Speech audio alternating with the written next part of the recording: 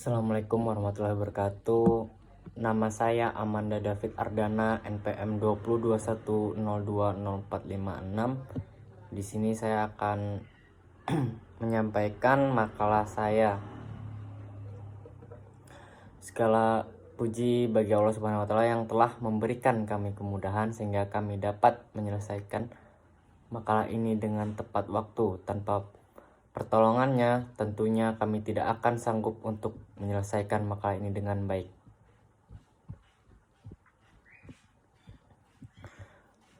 Latar belakang.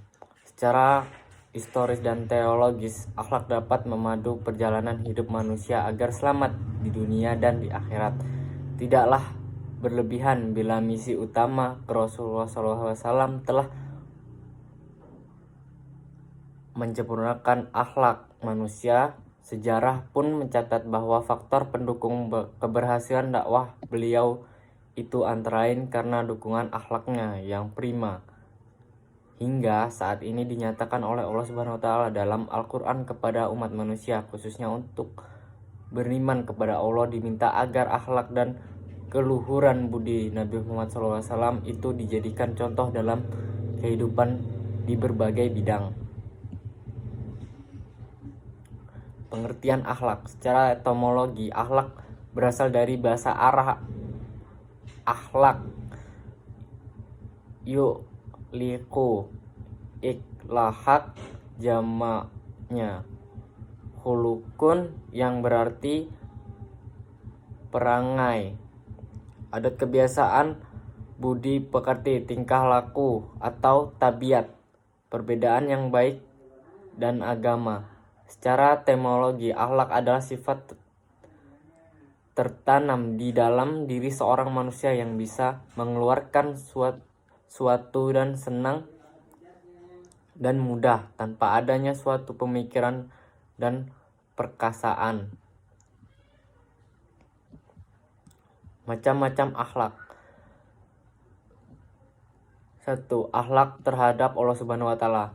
Allah Subhanahu wa taala menciptakan manusia di permukaan bumi ini tidak lain adalah untuk beribadah kepadanya. Adapun akhlak manusia kepada Allah Subhanahu wa taala yang pertama sekali adalah keyakinan adalah Allah Subhanahu wa taala dengan keesaannya dan dengan segala sifat kesempurnaannya, serta mengimani yang benar akan memberikan kebahagiaan bagi seorang muslim di dunia dan di akhirat kelak. Dalam surat Zariyat ayat 56, Allah Subhanahu wa taala berfirman, "Wa ma khalaqtul jinna wa insa illa liya'budun." Yang artinya, dan aku tidak menciptakan jin dan manusia melainkan supaya mereka mengabdi kepadaku.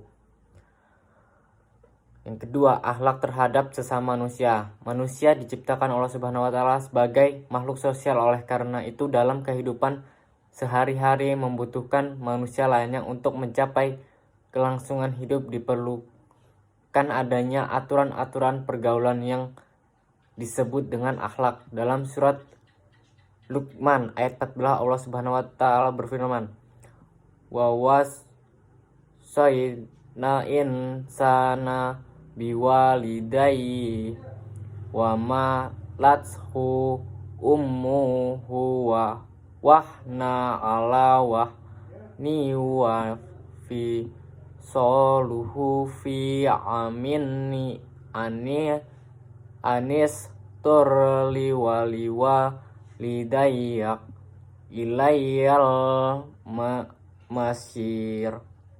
Yang artinya, dan kami perintahkan kepada manusia berbuat baik kepada kedua ibu bapaknya.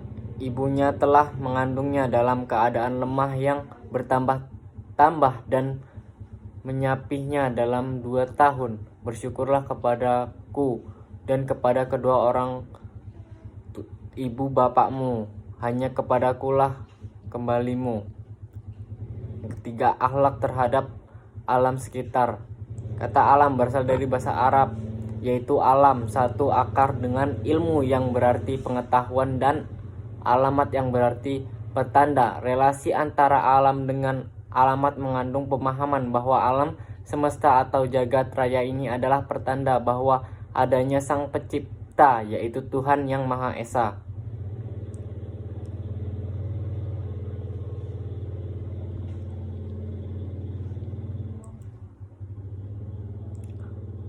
Dua, akhlak terhadap diri sendiri. Akhlak adalah tahap ketiga dalam beragama. Tahap pertama menyatakan keimanan dengan mengucapkan syahadat. Tahap kedua melakukan ibadah seperti sholat, zakat, puasa termasuk membaca Al-Quran dan berdoa. Dan terhadap ketiga sebagai buah dari keimanan dan ibadah adalah akhlak. Adapun akhlak al-karimah terhadap diri sendiri sebagai berikut. 1. Setia, al-amanah. 2. Benar, as-sidik. 3. Adil, al-ad. 4. Malu, al-haya. 5. Keberanian diri, al-syaja'ah. 6. Kekuatan, al-qawah. 7. Kesabaran, as-sabru. 8. Kasih sayang, ar-rahman. 9. Hemat, al-istighad. Adapun akhlak mazmumah terhadap diri sendiri sebagai berikut. 1. Anayah, egois. 2. Al-budhan, dusta. 3. Al-khodlab, pemarah. 4. Al-hasad, dengki. 5. Al-istikbar, sombong. 6. Al-ihraf,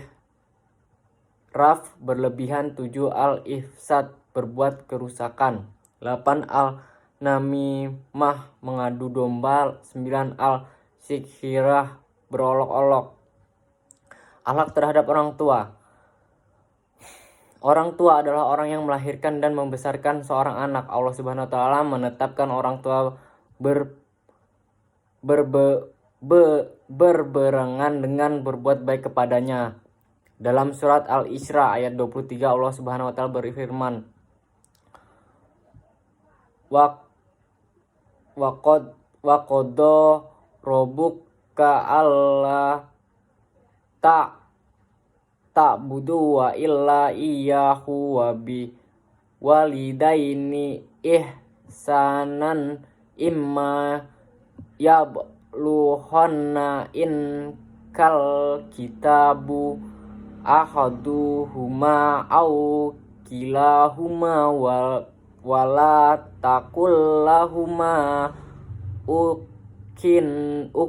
wala tanharhuma wa kullahuma qailan karima, yang artinya, dan Tuhanmu telah memerintahkan supaya kamu juga menyembah selain Dia, dan hendaklah kamu berbuat baik kepada ibu bapakmu dengan sebaik-baiknya. Jika salah seorang di antara keduanya atau kedua-duanya sampai berumur lanjut dan pemeliharaanmu, maka sekali-sekali janganlah kamu mengatakan kepada keduanya perkataan dan janganlah kamu membentak mereka dan mengucapkan kepada mereka perkataan yang mulia.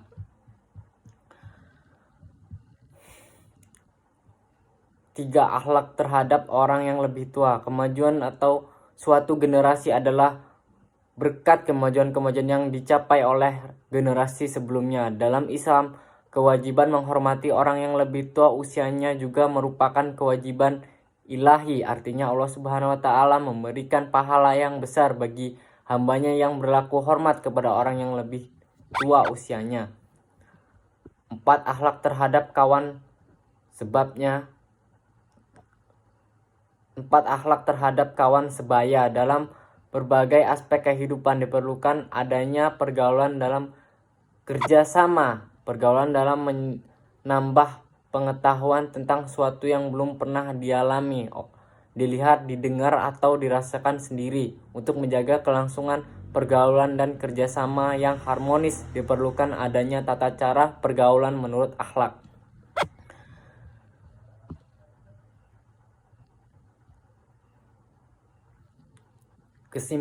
Kesimpulan, dalam Islam, dasar akhlak adalah Al-Quran dan hadis. Kedua sumber tersebut menjadi landasan dan sumber ajaran Islam secara keseluruhan.